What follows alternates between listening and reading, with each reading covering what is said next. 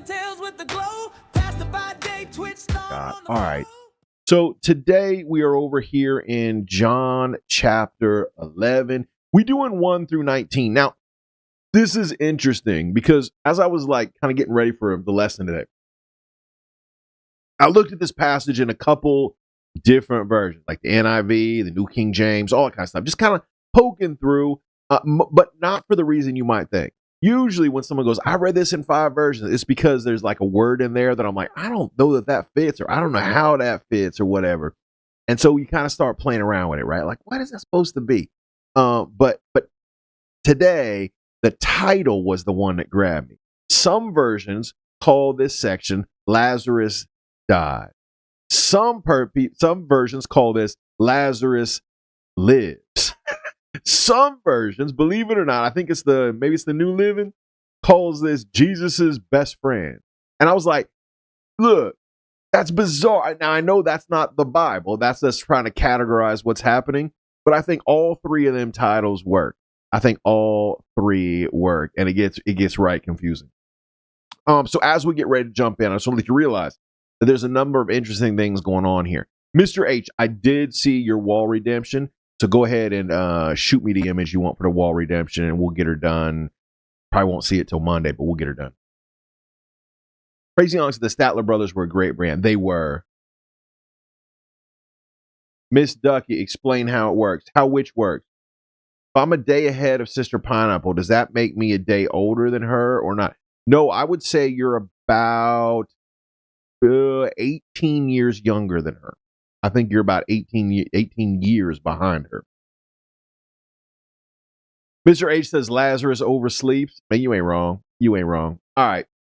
So let's go ahead and get the passage pulled up. We're in John chapter 11. If you're following along in your home guide, if you are, let a brother know, what is this section called in your Bible? If you have a Bible at hand and you're reading from a Bible, let me know what the title is in your section. And then some, look, Pineapple, I'm not trying to put you on blast. I actually do know how old Pineapple is. I shouldn't say I know. I would have to look it up. I do have a piece of paper with Pineapple's birthday on it. So I do know when Sister Pineapple came into being. I'd have to look it up, and even if I knew, I wouldn't put her on blast. You know, look, every female I know is 25 years old unless they tell me different. You know what I'm saying? They 25 until they say they're not. We had a lady at church on Sunday. Sorry, I hate to keep switching topics, but we had a lady at church on Sunday who was saying that her birthday was in 2 weeks and she was going to turn 99. I know that don't mean nothing because you're like, oh, you know, some people get old, you know, people make it to 99. Yeah, they do. But this is the most sprightly lady. If you looked at her and saw her walking around, you would say, I don't know, 70. There's no way you would look at this woman and say 99. Yeah. No, like climbing stairs, standing up, dressed to the nines. I mean, she looked like it's 1980, but boy, she had it. You know, she always comes dressed to the nine with the earrings and the makeup and the whole man. Yeah, she's a testimony to, you know, a life well lived. Every lady's 21. The difference is how many 21 birthdays. All right. I'll be right back. It just depends on how busy I get making lunch. Yeah, do your thing.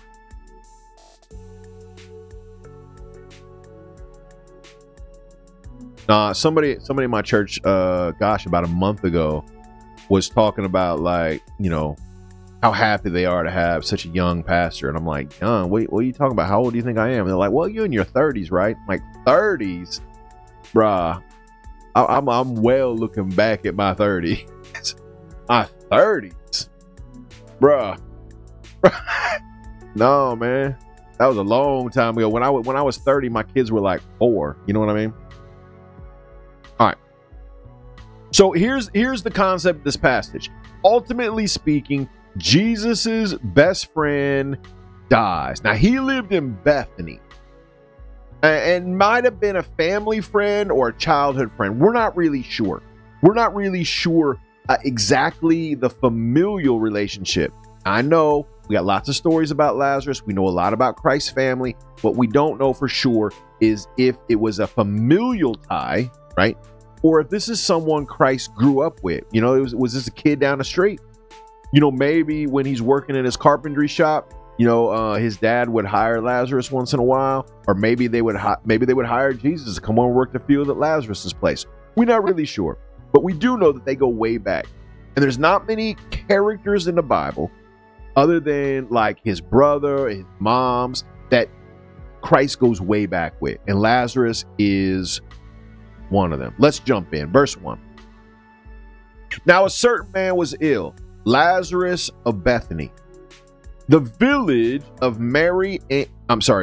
Now a certain man was ill, Lazarus of Bethany, the village of Mary and her sister Martha. So Mary, Martha, and Lazarus, they were all neighbors. Now, like I said, we don't know a ton about Lazarus other than he and Jesus go back and they was right close. The name Lazarus is an abbreviation, actually. It's like a nickname of Eleazar. So the full name, Lazarus' full name, more than likely was Eleazar. It's like saying, yeah, my name is William, but I go by Bill. You know, my name is Thomas. Everyone call me Tommy, right? It's like that. So he's Lazarus. It was like a quick way to say Eleazar. David, what it do, bruh?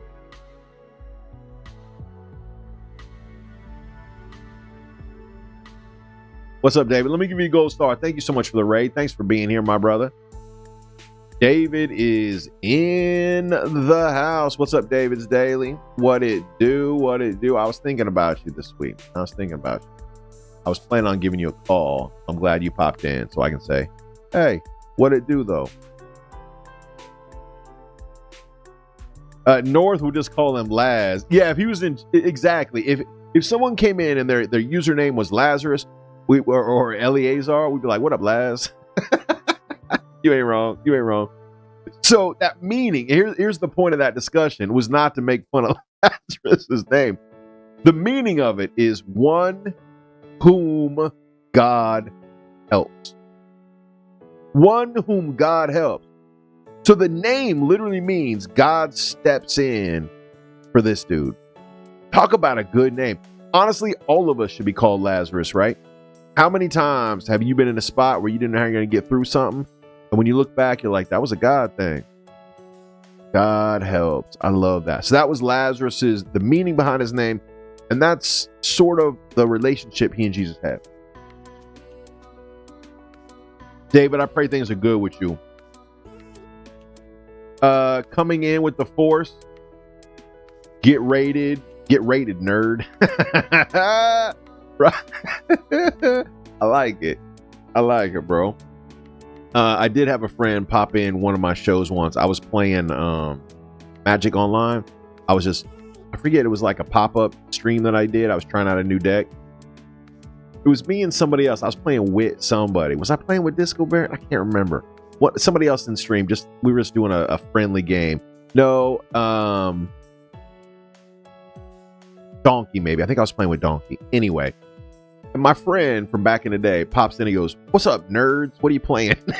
I was like, "You just put me on blast like that?" I mean, you ain't wrong, but sorry, it's been crazy around here. I got a new co-star in the form of a puppy. Been helping get acclimated. I've been working a lot on the house and BTS stuff. I don't know what that is. Cool, man. Love it, bro. Well, no, I ain't trying to put you on blast like where you been. I'm just saying I missed you. That's all. I'm just saying I missed you. All right. It was Mary who anointed the Lord with ointment and wiped his feet with her hair, whose brother Lazarus was ill. So here's the concept. This is the Mary you think it is. The one who anointed Christ with her hair, remember, and put all the perfume on. And everybody said, "What are you doing? You're wasting perfume." Like that's like half a year's wages. You just pouring it on his feet. Couldn't you sell that? Give it to the Poe. And Christ said, "Look, I ain't gonna be here forever. You ain't gonna get to bury me like the way you want to get to bury me." He didn't say it like that, but we all knew that's what he's talking about. And she doing the right thing. Look, you got to strike when the iron's hot. When I'm here, now's the time to do it, right? So that's the Mary we are talking about. So the sisters sent to him and said, "Lord, he whom you love is ill. Now, sent word is tricky because we don't know exactly what that means. There's a number of ways you could send word. Ultimately speaking, there were no cell phones, couldn't send a telegraph. This isn't skywriting. So somebody had to go from Bethany to where Christ was. We know that was a day and a half's walk. So did she send a runner? Did she send somebody on, donkey back? Did she send a walker? Whatever it is, Christ was a day away. I can't overemphasize this. Because today, if I got a call from the other side of the country and somebody needed me there tomorrow, not only would the phone call happen immediately, but theoretically I could buy a plane ticket and be there in, say, 10 hours, right? Buy a ticket, get on a plane, go there, get off the plane, rent a car and get to where they are. 10 hours, I can be anywhere in the country. In 20 hours, you can be anywhere in the world. So when we say, hey, Mary says, yo, Lazarus is sick, we need to let Jesus know. It's a day and a half for him to get the message, another day and a half for him to get there. If he just splits, that's 3 hours. That's 3 hours. That's how far away it is. Now, the one you love. Now, this is tricky. We need to spend a minute here. And we've done this before, but I think it's important. Because that word, so the sisters sent to him saying, Lord, he whom you love is ill. We need to know what that word love is, because as most of you probably know, been around a church for a minute, you know there are 3 different words used in the New Testament for love. This one is phileo, Phileo, phileo, which means brotherly love. It's the same word we get the word Philadelphia from, the city of brotherly love. This word implies that love goes beyond superficial relationships, strives for a deeper one, not shallow, not pretentious. This is not, you're my third cousin removed. I see you at a barbecue every 6 months, every 6 years. Once in a while, I might send you a birthday card and I go, I love you, bro. No.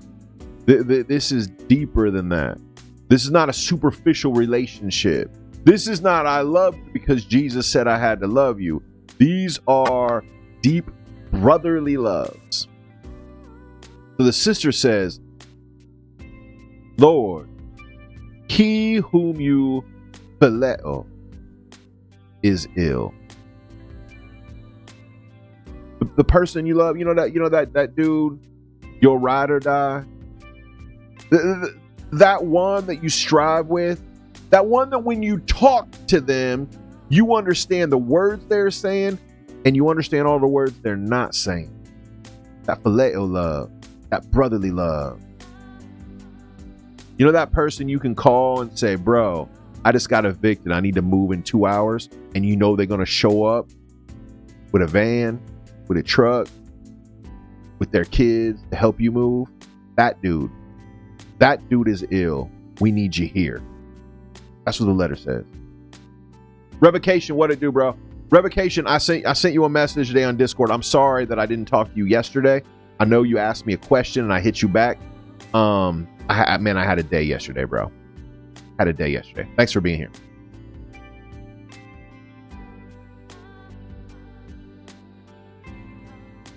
Revocation, thanks for bringing the family over. Blessings on you. That's two raids in 10 minutes. Let me take a minute and say hello to all our raiders. What's up, raiders? How you doing? This is North Hill Live. I'm North himself. I'm a full-time pastor and a full-time nerd. Let's go. And so thank you, Revocation Radio, and thank you, David's Daily, for the raids today. We are talking about Lazarus. We're talking about phileo, and we're talking about that relationship that God only brings once in a while, and how Jesus dealt with it in his life. Bro, I love this passage. I've heard this passage preached, and I've been in Bible studies where this passage is studied, it in a lot of ways, I think it makes for a better like deep dive, like a Bible study than a sermon. My personal opinion. I love this passage.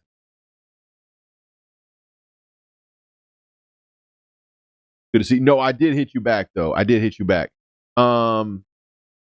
Yeah, those of you guys that don't know what's going on kind of behind the scenes, we're gonna be doing a co-stream with Revocation and some of Revocation's friends.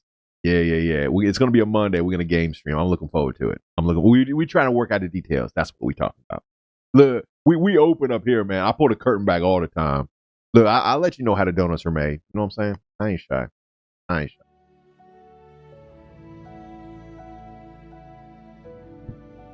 All right, family. So he says, this is the one right here, the one whom you love.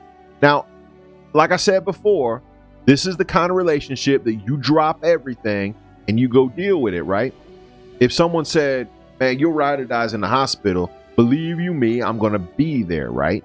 I'm going to drop everything I'm doing. I'm going to make that happen. But here's Jesus's response. Check this out.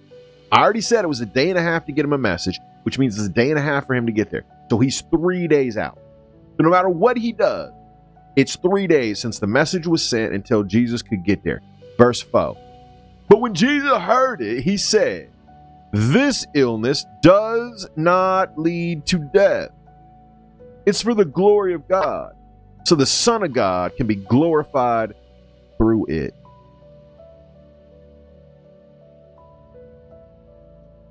He said, what? He said, look, Jesus said, look, don't even trip.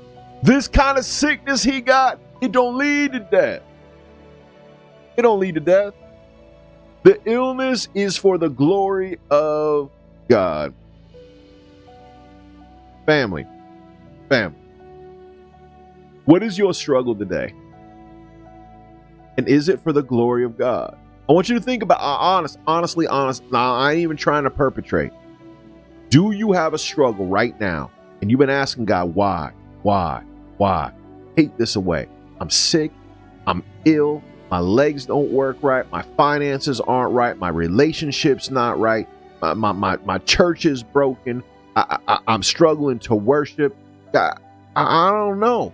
Maybe you had a day like I had yesterday where everything fell apart. Was it for his glory? Is it for his glory, or is there another reason? Christ here said Lazarus' illness, it isn't going to lead to death. Not only is it ain't going to lead to death, but it was for his glory. Now, Christ he had an advantage we don't have. He knew exactly what was going on, and he knew the purpose of it. When we're in the midst of it, we don't always know the purpose. We have to start by saying, God's got a plan. Is it for his glory? Is it for my lesson? Hard to say. But in this case, he says, look, he ain't going to die. Don't even trip. Now, that might be a tricky statement. Let's break this statement down. When Jesus heard it, he said, this illness does not lead to death. I'm going to pause right there. It doesn't lead to death. I want to make this very clear. This statement does not imply that Lazarus will not die, because we know in about 3 more verses, he did die. What it means is death will not triumph. I think you and I can say that about ourselves as well, right? Your sickness, this life you live, in my case, that extra cheeseburger I have at lunch, eventually it's going to lead to my death. But that death does not triumph over us, right? God is good.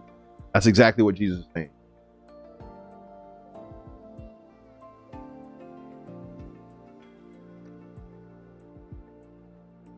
I got to say, lately, I've been super stressed and feeling anxious to the point of not sleeping for several days, trying to focus on the Lord, but it's hard. Euphoria, I'm with you. Euphoria, I completely feel it.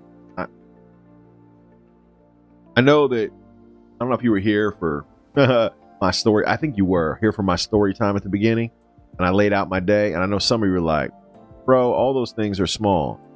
Yeah, But all those things happen at once, and I'm a stress monkey. You may not know that about me. Man, I take everything personal. I get way stressed out. And I didn't think I was until I sat down for a minute at the end of the day. My whole body was tense, and like I got like cold shivers and stuff like that because I've been stressed all day. And everybody has their thing, right? God promises us he doesn't give us something that we can't handle. That doesn't mean I can handle your thing or you can handle my thing. So I'm not going to stand in the gap before you and say, this is what you need to do because this works for me. I can give you advice. I can pray for you. I can try to call your eyes back to the Lord, right? For me, what I found, I'm just talking about me. Talking about that for me, when I find myself in a vortex where my mind is doing one thing and my body doesn't reacting right, maybe I can't sleep, maybe I'm stressed out, maybe I'm yelling at the wife, maybe I'm driving like a maniac because I'm mad.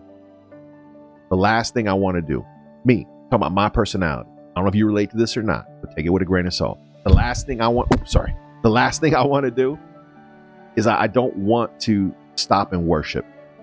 I don't, because I'm mad, I'm upset, I'm going to do it my way. But when I realize that's where I am, I quite literally stop and put on the North Hill Live playlist. It's not self-serving. I'm not trying to promote my playlist. But I put on the North Hill Live playlist and I listen to all the worship tracks you guys have recommended over the last year. I'm not perpetrating. In 30 minutes, my body calms down. I may not do it for you, but for me, it's very hard to submit to that. That's the trigger for me. Submit to that worship, and everything slows down, and I refocus. I got a new pastoral mentor, and I'll put him on blast. His name is Glenn. I've known him a long time, and I've been meeting with him, going over some pastoral stuff I'm dealing with. We kind of discovered this about me, and it just worked. It just works for me. I pray you find your thing for you. No temptation is overtaking you, such as which is common to man, but is faithful man who do not allow to be tempted beyond what you are able, but with the temptation to provide the way to escape, you'll be able to endure it. Yup.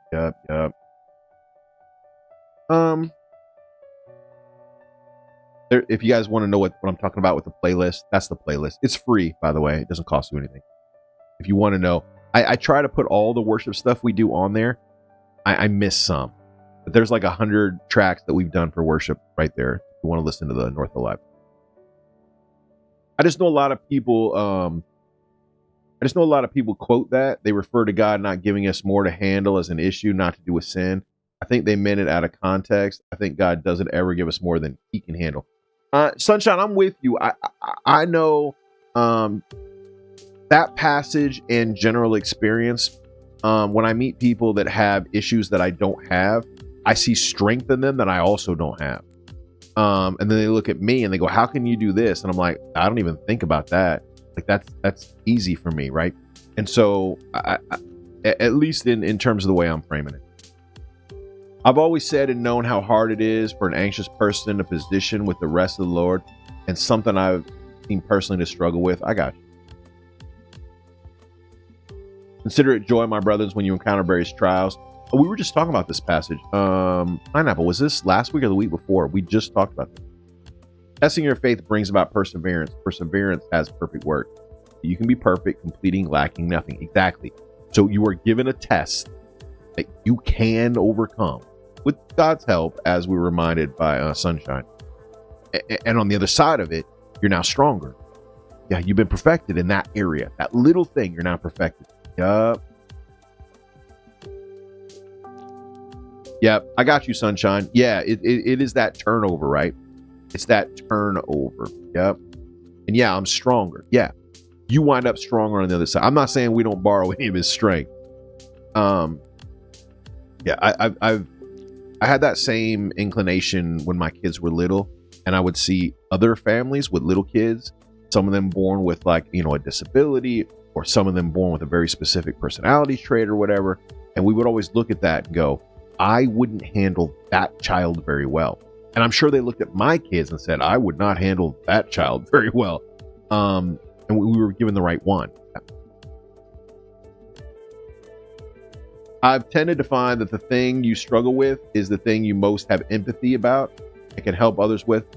You know what, Pineapple? That's well stated. That's well stated. Yep, I agree with that. When Jesus heard it, he said, this illness doesn't lead to death, right? The Son of Man will be glorified through, the Son of God will be glorified through this. Verse 5. Now, Jesus loved Martha and her sister and Lazarus. So they remind us this had nothing to do with the fact that Jesus was upset with them.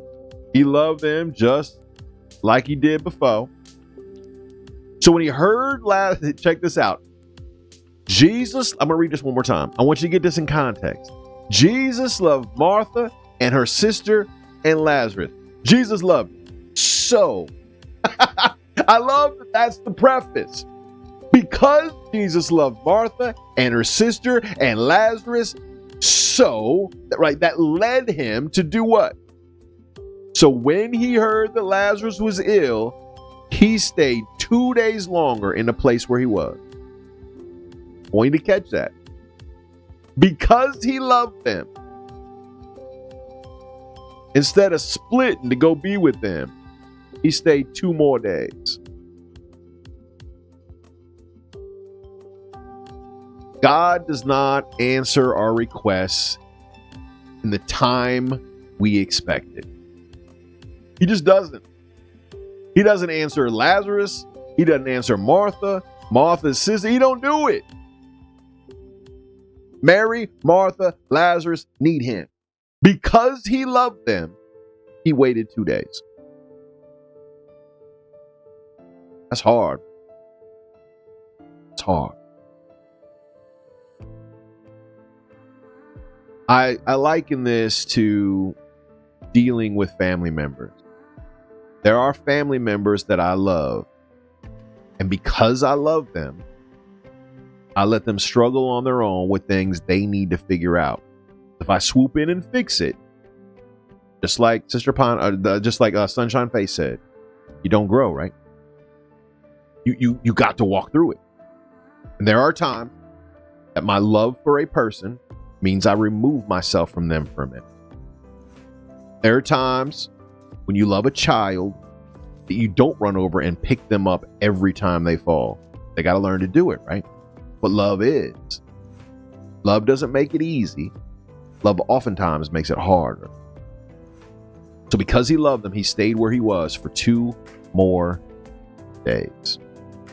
Then after that, he said, let's go to Judea again. So he hung out 2 days and he's like, all right, let's go on back, man. Let's go on back. The disciples said, Rabbi, the Jews were just now seeking to stone you, and you're going back again. All right, so look, the disciples looked, he stayed 2 days, right?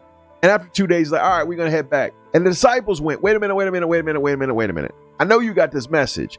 I thought we was staying here because they trying to kill you over there. We was just there and they tried to throw stones at you, right? They tried to kill you because you claim to be the Son of God. We read this passage 2 weeks ago.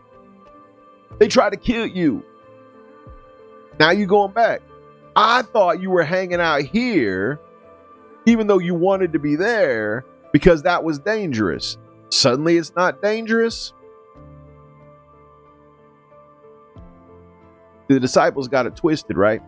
They thought Jesus isn't showing up because Jesus scared. Jesus wasn't showing up because he loved them.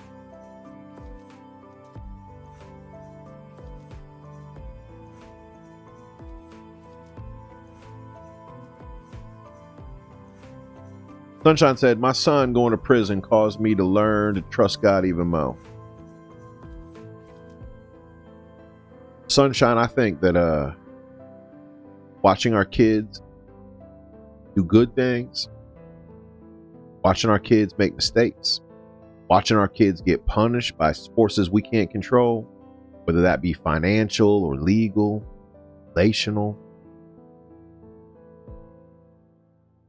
It's more difficult than me going through it.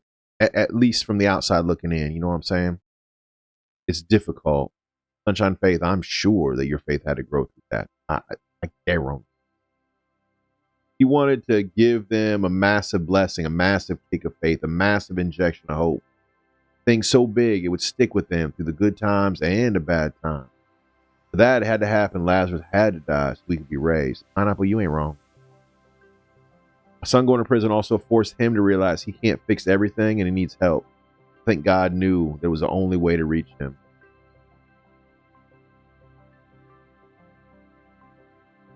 Had to get a sentence that was big enough to crush his ego. Yeah, Sunshine.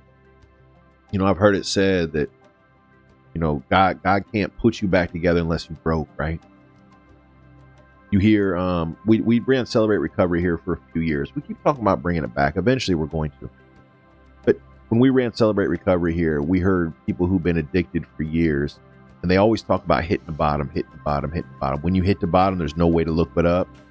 And this is what they're talking about. I got to be broke down. So there's no preparing. I got to start over. And I think that's exactly what Pineapple's saying, that had to happen for Mary, Martha, and Lazarus. So Jesus has to respond to his disciples, verse 9, right? He has to respond. He says this, are there not 12 hours in the day? If anyone walks in the day, he doesn't stumble because he sees the light of the world.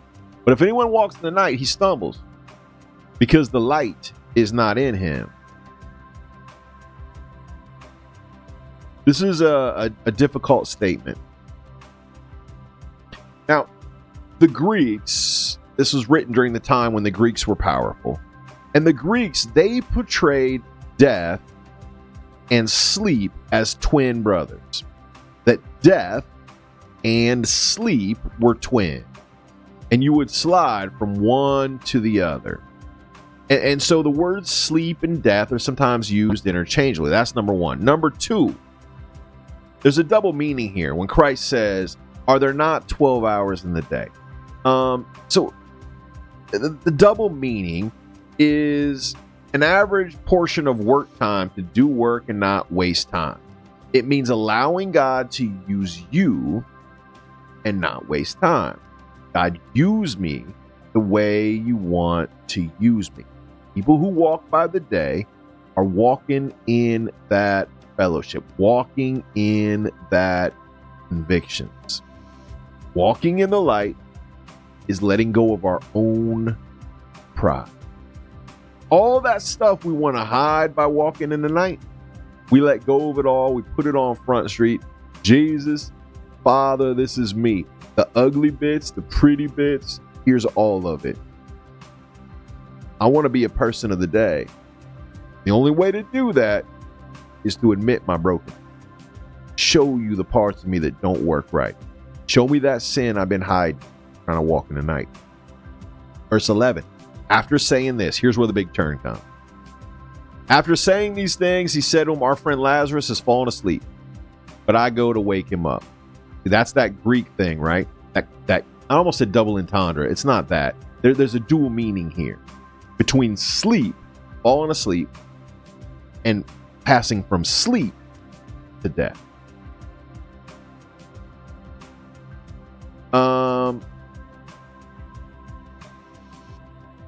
Sunshine said, I can't wait to be able to share this situation and resolution that will glorify God in such an unimaginable way.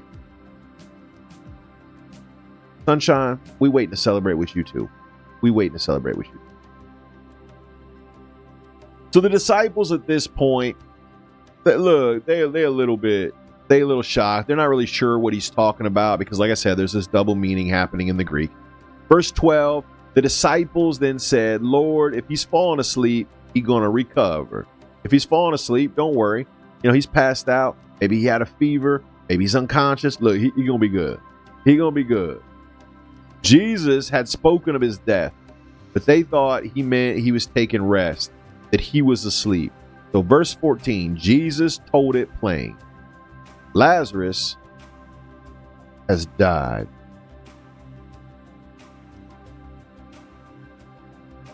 Lazarus died. You know, I think I'm like that too, right? Where I hear the words of the Lord and I'm like, oh God, Jesus, I hear you. I hear you. And he goes, no, no, no, no. You hear me, but you ain't listening. I got to be more clear. I got to be here. You know what? You didn't hear me the first time. I want to scream it. But you didn't hear me screaming. Then he hits me upside the head with a board, right? Now you're going to pay attention. He says it plain. Lazarus has died. And for your sake. Remember, we was talking about God's timing is not necessarily what we would choose, but it's for us, right? For your sake. I'm glad I wasn't there so that you can believe. Let's go to him. He said, look, Mary, Martha, Lazarus, they need to believe. They need to see this. But if I was there, if I'd rushed over and I got there before he died and he didn't die because I was there, because God saved him from that, you wouldn't believe. You need to see it. You need exactly what Pineapple was just talking about. You need that big explosion. You need that you can't avoid it. You need that firework, that giant miracle. You're going to remember this for the rest of your life. You wait. You're going to remember it forever. This all had to happen to set you up to be the people you needed to be. Realize that these 12, Christ is getting ready to send them out to preach, to teach, to cast out demons in his name. They need to believe it. These are the people they're going to watch him hang on a cross. Going to get freaked out a little bit. Don't get me wrong. They're going to get all twisted in the wind for a couple days. And then when Christ comes back, they're the ones. They're the mouthpiece. I saw him. Y'all saw him. Here's what he's saying. This is the Savior of the universe. He needs them on board. Lazarus' death is going to serve the entire world. I'm going to say it again. Lazarus' death serves us today. We are still receiving the benefits of Lazarus' death. Why? Because he changed these 12 men. Christ said, this is why it's happening. So y'all will be changed. Y'all will be the servants you need to be. Y'all will go say the things and do the things and plant the churches and preach the way you're supposed to. All that filters down to me today. Lazarus died for generations' benefit. What are you doing right now that's going to benefit your kids and your grandkids, great grandkids, and your town and your country and the kingdom of God? It's a hassle. It's a struggle. It's painful. You don't love it. But you don't know when you're changing the world because God's taking his time with it.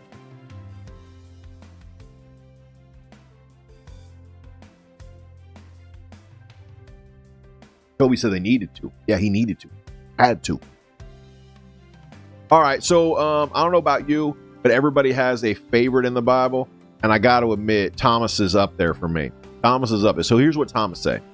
Thomas, called a twin, said to his fellow disciples, let's go so that we can die with him. I love Thomas, man.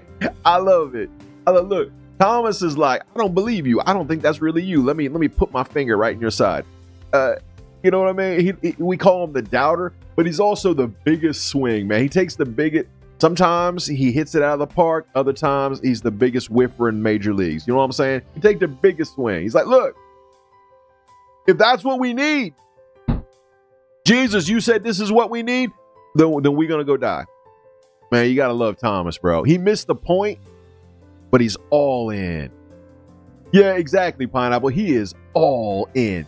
When Jesus came, he found that Lazarus had already been in the tomb 4 days. He'd been in the tomb 4 days already. So he's not dead. He dead.